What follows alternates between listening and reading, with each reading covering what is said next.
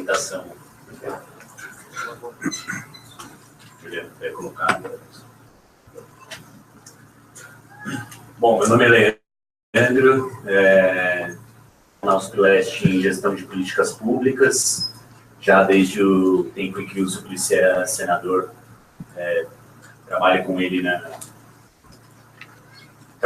no Senado, depois Secretaria de Direitos Humanos e agora aqui na Câmara.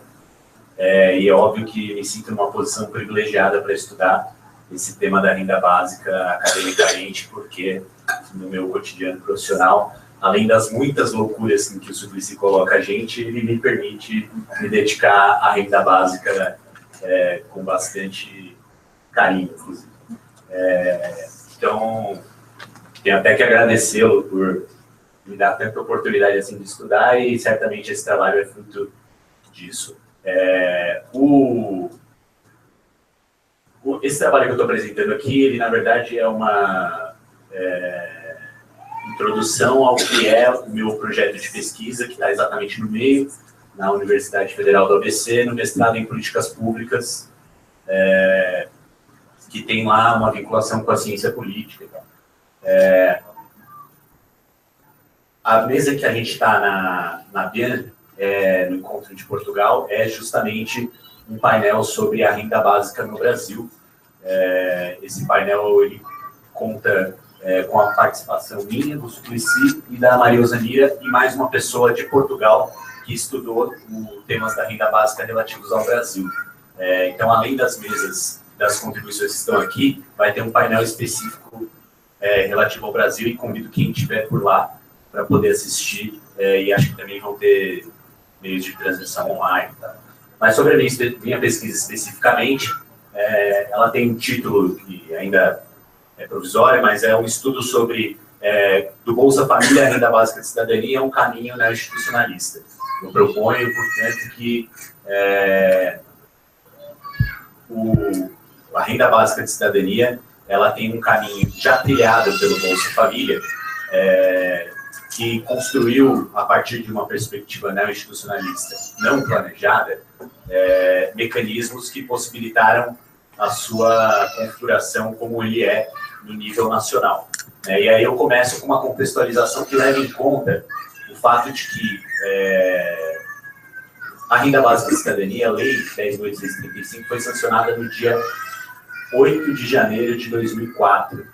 A lei do Bolsa Família é a número 10.836, portanto, a seguinte, e foi sancionada no dia 9 de janeiro de 2004. Então, mostra-se aí, no esquema de construção de um programa de renda mínima nacional, a vinculação que existe entre uma proposta de garantia de renda básica, universal e incondicional, e o programa Bolsa Família, que naquele momento tratava-se até de uma iniciativa de gestão que possibilitou a expansão de um esquema de renda mínima de nível nacional que fosse viável e, de certa forma, utilizando algumas tecnologias, como o professor Ladislau falou aqui de manhã, que pudesse se expandir, inclusive.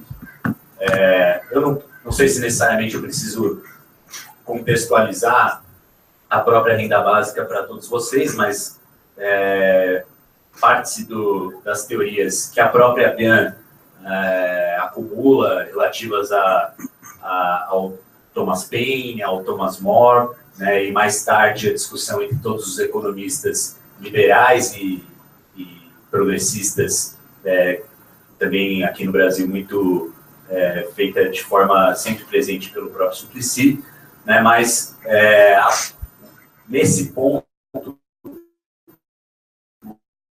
que um acadêmico inglês chamado Peter Hall, que propõe 3 ordens de mudança, uma de paradigma, uma de construção de instrumentos e outra de calibragem desses instrumentos. A gente está chegando próximo de um momento em que o paradigma da renda básica tem se consolidado no mundo como um paradigma de política pública. Ainda assim, falta a construção de instrumentos e a devida calibragem desses instrumentos para que a gente consiga de fato executar um programa de renda básica. E disso que trata, por exemplo, aquele artigo do New York Times que o Suplicy citou no caso da Finlândia. Ainda que a gente tenha o paradigma da renda básica, não necessariamente, se não construirmos os mecanismos necessários para a sua execução, ela vai acontecer. E a própria sanção da lei no Brasil já é uma das dimensões do que é a construção desse paradigma. Mas, em termos filosóficos, além do próprio Felipe Pares e outros que participam cotidianamente da minha, conhecidos como o Bauman e o Antônio Negri e Michael Hart, que já defendem a renda básica há algum tempo e, portanto, isso vem se consolidando na perspectiva de um paradigma. Passando um slide, por favor. E aí eu venho para o Brasil para conceituar de onde vêm os paradigmas brasileiros de construção de renda mínima e de renda básica.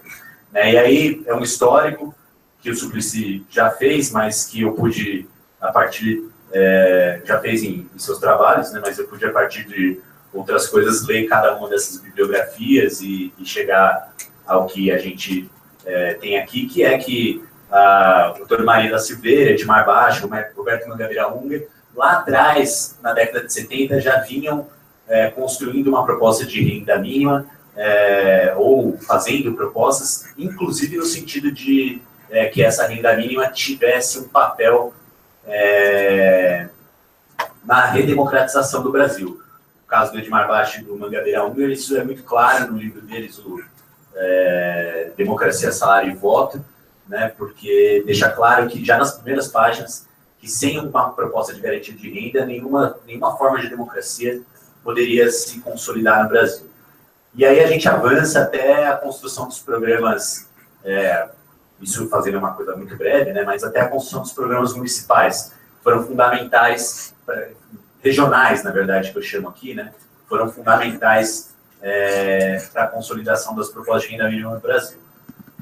Mais tarde, já depois de uma participação federal, inclusive no cofinanciamento desses programas regionais de garantia de renda mínima, isso está muito bem descrito pela Maísa Mira, pela Ana Fonseca e pelo Suplicy.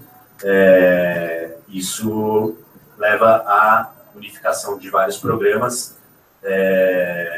no Bolsa Família. O Suplicy estava chamando a atenção que o Josué de Castro, em 1956, já tinha feito uma proposta também. Passando as duas. Vou ler as duas linhas. Eu só não cito isso, Suplicy, porque é impossível de achar nos anais da Câmara qualquer coisa antes de 1964. Então, como eu tenho que ter um rigor acadêmico e tenho que citar tudo lá que os meus orientadores pedem, eu não consegui encontrar nos anais da Câmara esse discurso do José de Castro, no dia 24 de março de 1956, em que ele disse: eu defendo a necessidade de darmos o mínimo a cada um, de acordo com o direito que tem todos os brasileiros de ter um mínimo para a sua sobrevivência. Então, de fato, eu concordo que seja esse o marco, mas não existe registro. Eu sei que esse discurso existiu, porque eu já contatei também até a biblioteca José de Castro, mas não existe um registro publicado sobre isso. Então, infelizmente... Vamos discutir mais. Foi me dado pela filha dele. Então, aí fica mais fácil. Vai tirar o Meu co-orientador aqui do lado está puxando. E aí a gente avança para um balanço já sobre a renda básica, isso também de forma expressa aqui nessa apresentação, mas bem descrito na pesquisa. Em que, inclusive, pesquisadoras, por exemplo, como a Renata Bichir, que também está apontada como membro do nosso grupo de trabalho, diz que a sanção da lei da renda básica, naquele momento muito próximo, inclusive a uma iniciativa de gestão que possibilitou a expansão do Bolsa Família, sinalizou logo no início do governo Lula a intenção de transformar os programas de transferência de renda associados a condicionalidades em programas de garantia de uma renda básica de cidadania. O professor Josué Pereira da Silva, que é da Unicamp também, e está também presente no nosso grupo de trabalho, diz que justamente o crescimento do número de beneficiários do programa Bolsa Família desde 2003 contribuiu para um otimismo em relação à sua universalização. O que a professora Maria Zanella falou aqui de manhã. A gente chegou a ter mais de 14 milhões de pessoas, de famílias beneficiadas pelo programa Bolsa Família. Isso significa, em termos práticos, 1/4 da população brasileira. Então, existiu, ainda que se tivesse que lidar com a questão das condicionalidades e do próprio valor do Bolsa Família, que não necessariamente confere a cidadania que a gente gostaria, a perspectiva de, quem sabe, expandir isso até a sua universalização, né? E aí, o que eu proponho é que, justamente, o Bolsa Família, ele, nesse fôlego que tomou de construção como política pública, ele já foi avaliado sob diversas matizes. Então, o Bolsa Família já sofreu análise das ciências econômicas, já sofreu análise, já sofreu análise do ponto de vista econômico, que levaram em conta análise de impacto, de retorno financeiro, de viabilidade, de custos, já sofreu análise do ponto de vista filosófico, antropológico, isso inclusive nos próprios meios de comunicação, questionamento moral e ético. O trabalho da professora Valquíria Leão Rego, da Unicamp, fez uma análise etnográfica do impacto nas famílias do Nordeste, que é brilhante. Já foi analisado do ponto de vista de políticas sociais, já teve estudos sobre violência, impacto na educação e saúde, o papel das condicionalidades.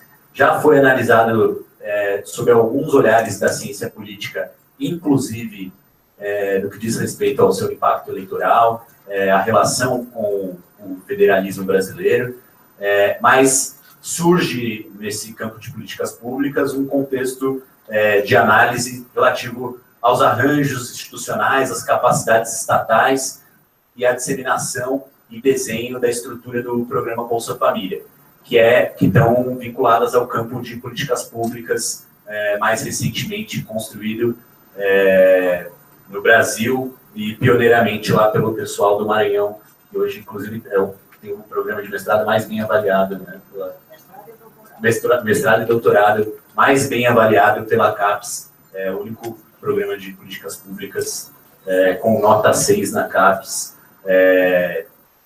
Sei disso porque cogitei ir para lá, para poder fazer essa pesquisa. Uma nota 6. A nota máxima na CAPES, na verdade, é 5. Programas excepcionais... A máxima é 7. Então tá com nota 6, é a nota mais alta dos programas de políticas públicas. Estão entre os 23% melhores programas de pós-graduação de todas as áreas do Brasil. Ótimo, essa é uma oportunidade, então, ter a Maria Zanira aqui com a gente, ainda mais para mim, que me proponha a fazer uma pesquisa neste campo. Não vou analisar impacto econômico, viabilidade de custos, etc., etc., qual a moralidade em torno do programa, qual o seu impacto na educação, saúde, não é nada disso. Eu vou analisar o que está restrito ao campo de políticas públicas. E no campo de políticas públicas, a gente tem algo que se relaciona basicamente a teorias que estão aqui descritas, né? Que são teorias relativas a arranjos institucionais, capacidades estatais e processos de disseminação e desenho de estrutura. Quais são essas teorias num ambiente mais detalhado, né? Arranjos em ambientes institucionais, desenvolvimento de capacidades estatais, comunidades epistêmicas. Então, como se formou grupos que puderam, ao longo do caminho do Bolsa Família, propor estudos, propor arranjos, propor pesquisas e, inclusive, propor a disseminação, né? Tá no contexto desse tipo de avaliação, por exemplo, como o NEP, na Unicamp, teve um programa na construção, teve um papel na construção dos programas de renda mínima, ali desde Campinas, né? E os quadros que lá estavam. As formas de disseminação de políticas públicas horizontal, isso no nível municipal, como que quando um município adota um programa, como que esse programa também é adotado em diversos outros municípios, e também a sua disseminação vertical, como que um programa adotado num município pode ser adotado por um estado e mais tarde por um país, né, que é o caso dos programas estaduais de renda mínima que estão mapeados pela Zanira e pela Ana Fonseca nas suas publicações.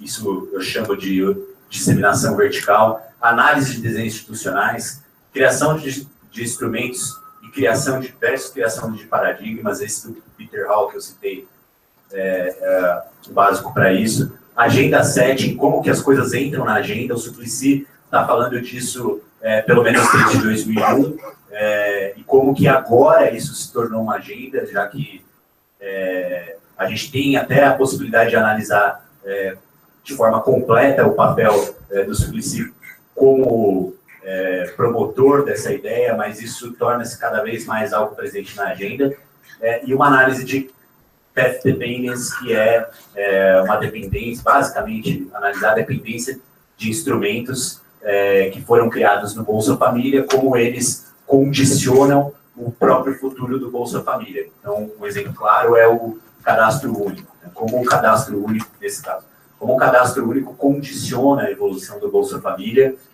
e se isso, por estar, inclusive, condicionado, pode evoluir para uma renda básica. O problema que eu tenho é a renda básica não conta com uma estrutura institucional como a que o Bolsa Família constituiu ao longo desse processo de disseminação, construção de arranjo institucional, etc., capaz de levar adiante a execução de um programa, seja em nível nacional ou em nível local. Embora tenha cada vez mais um paradigma estabelecido e não conta com esses instrumentos. A hipótese é que a aplicação de análise de políticas públicas vinculadas às teorias não institucionalistas, essas que eu citei, utilizadas para avaliar o programa Bolsa Família, pode permitir a identificação das deficiências da renda básica para se inserir num ciclo completo de formulação, implementação e avaliação de política pública. O marco teórico usado nisso tudo, ele é basicamente o de um neo-institucionalismo centrado no Estado, então como evoluem os mecanismos das instituições estatais. Então, no campo institucional tem bastante autores recentes que contribuem para isso. Trata-se do ciclo de políticas públicas, não há uma convergência políticas, isso é uma discussão já de muitas décadas.